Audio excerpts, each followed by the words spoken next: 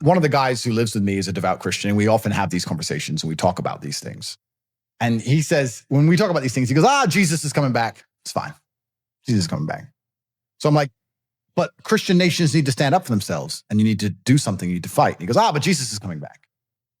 And I said, I don't prescribe to that particular mentality. And it reminds me of a story from my dad. Well, let me ask you a question. When you say you don't prescribe to that mentality, do you not believe Jesus is coming back, or you just don't believe in that mentality you just described? I do believe, let's say I believe Jesus was coming back. That wouldn't mean I don't take action. That wouldn't mean I just wait. I agree with that. I don't agree with it's going to be fine, it'll be fixed by Jesus. No. I'll give you a quick example. My father was a world-class chess player. He was a professional chess player. I used to go with him to chess tournaments. We were at a chess tournament. I think we were in Chicago, Illinois, and I must have been about 8 years old. Azerbaijani grandmaster turned up, and he looked visibly shaken. And he's from Azerbaijan, so he was not used to driving on ice.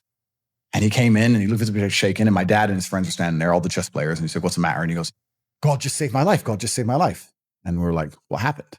He said, I was driving on the bridge, and I lost control on the ice, and I was heading towards the edge of the bridge, and the car wasn't responding, and I just closed my eyes, and I prayed to God, and I opened my eyes, and I stopped just before I went off the bridge. I broke the barrier. I nearly went off the bridge. God saved my life. God saved my life.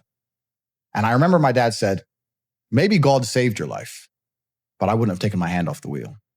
And that was his mentality. And I remember him saying, I was only 8. I remember him saying that and walking off. And I talked to him about it on the way home. What does that mean? He goes, well, God has a plan. That's great, but I'm going to do my very best while I'm here. And God will allow me to either succeed or he won't. So we could sit here and say, Jesus is coming back to save Christian nations. Yeah, perhaps. Perhaps you should stop letting yourself get punked all day and stand up and do something. Perhaps. I don't know. Maybe I'm wrong. Well, no, you're right, because faith without works, it's meaningless.